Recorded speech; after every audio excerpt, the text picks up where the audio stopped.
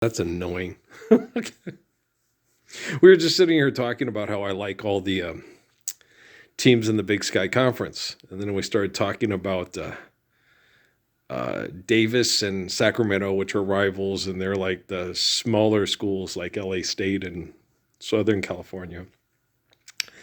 And then we were talking about how, Southern LA State in the future, most likely, maybe we'll be able to get a football team together and play football against the USCs and the UCLAs and stuff, just because it's a club team and it's fun.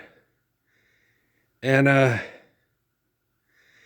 so you'd sit there and you do that. Then I was talking about how in California, in California, they used to have, back in the 1970s during the Jimmy Carter era and all that before that and stuff, the community colleges were free.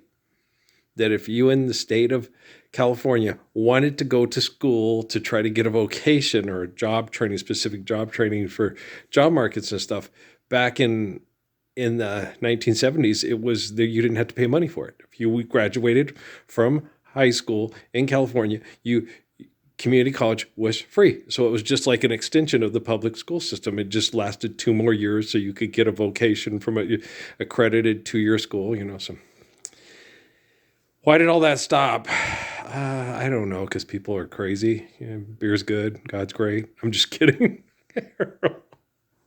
I was going to paint something out there on our basketball thing and write on it, call it the two cerveza maximum basketball league. Once you've had 2 cervezas, you have to take a seat at the 2 treesy relaxation table. Hey, you're too drunk to fish. Sit down. Okay. It's a 2 beer max, 2 cerveza max, right? Just being silly. But you just gotta know your league. Right? We're talking Benegas or Aviars here. And so it's a 2 cerveza league. 2 cerveza max, not minimum, not a 2 drink minimum to get in, but oh dang. But they gotta really it's tackle football, and you shouldn't be hitting to hurt. And the fact that they still do is wrong. And you watch these kids and the speed that they move and the vulnerability that these kids have because they have to stand and make the play, and then the guys can come and hit them. It's tackle football. It's not hit football. This is not hitman football. And they got to understand it's a football play. It's not football. Football is tackle football. Okay, do you understand the words that are coming out of my mouth? Okay, I can kick the living shit out of your entire fucking body. Still can? Yeah, I'm pretty sure with the endorphins and the dopamine. Guys, I get high ankle sprains like the things and stuff like what put Kawhi Leonard out for a year, and I could be back and playing in 3 weeks. Okay? So I didn't realize I don't like pain. Okay? But I didn't realize that I heal that way I do, and that I have this high pain threshold. Now, the government agencies that were studying me did, but I thought it was just normal. Well, could you understand that everybody, takes 2 or 3 weeks to recover from this high ankle sprain, So I thought it was just normal. The way, because it hurt. So I remember one time, Mom couldn't afford, so I used my old Ace bandages.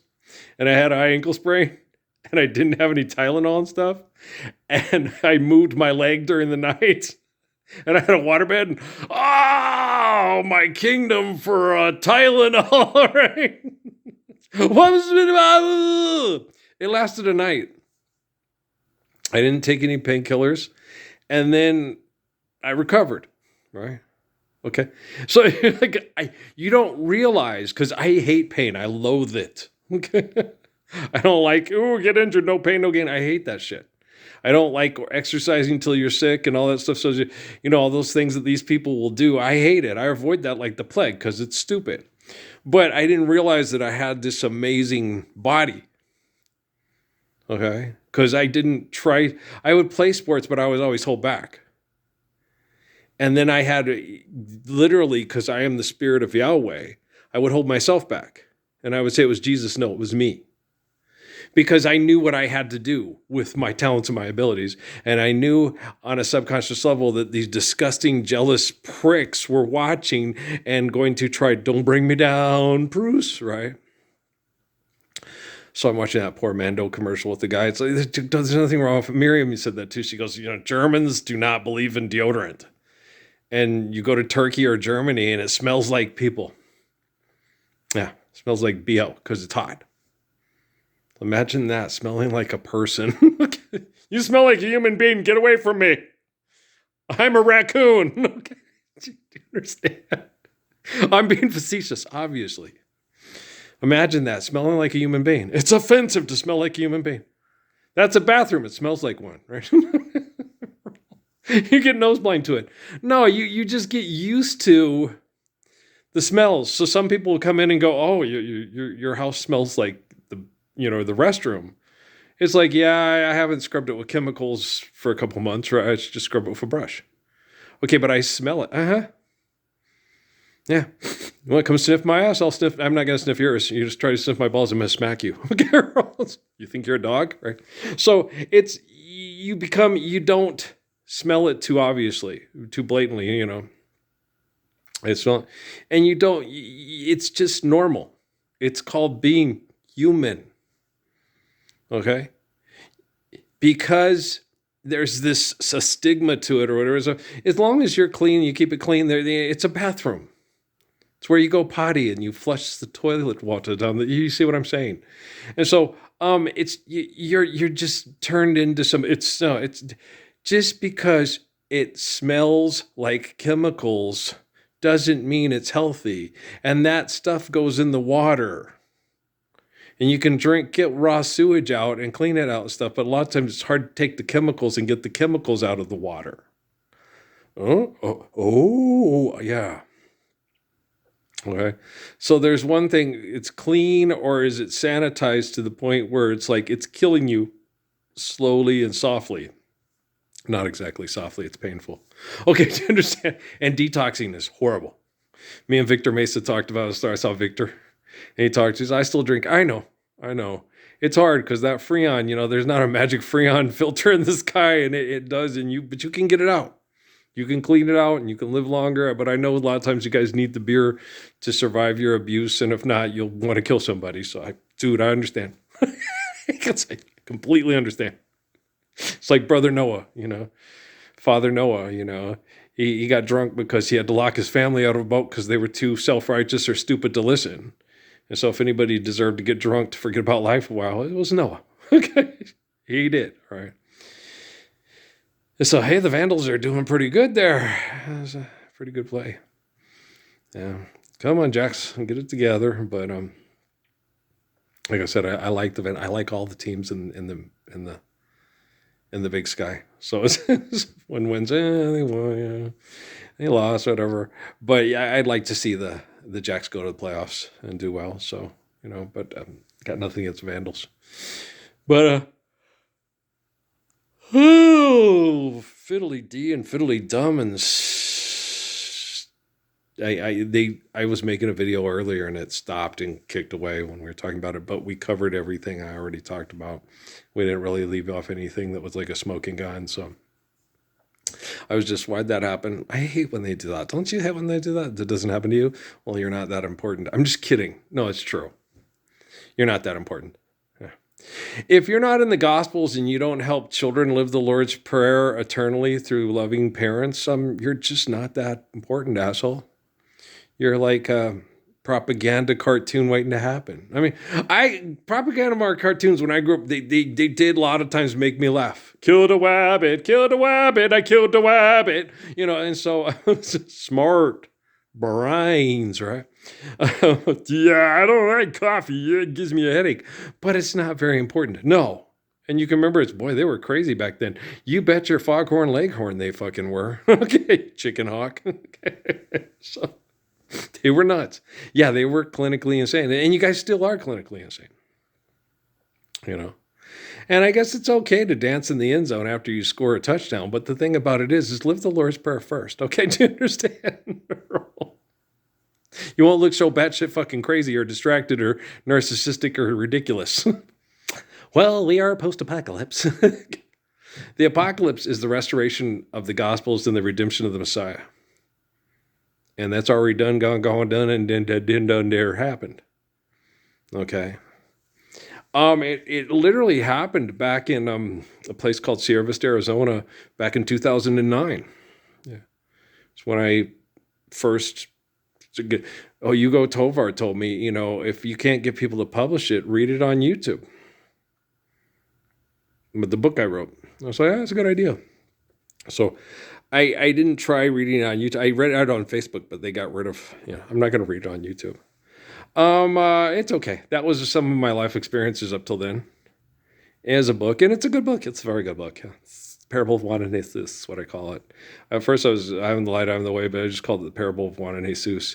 It's a story about two cousins from Las Cruces that work at an Albertsons up where Jeff Seiss works. Okay.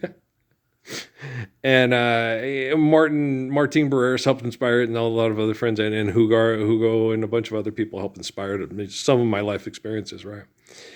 And so we, and one of them's name is Jesus, and the other Jesus Moreno, and then the cousin's name is Juan Bautista. Okay. Juan Bautista is his mom is gringa. Okay, she's white. She's from here. And the the Baptist came from Mexico and married a white lady. And they had a boy, and his name is Juan. Okay. And his cousin's name, Moreno, the dark Jesus, the Moreno, he's his name is Jesus. And so it's kind of a reverse of the two, in the time it was John and Jesus, now it's Jesus and John. So it's kind of flipped, but it's just saying, and so the shoe's on the other foot now. So it was really, it's a good story. Yeah.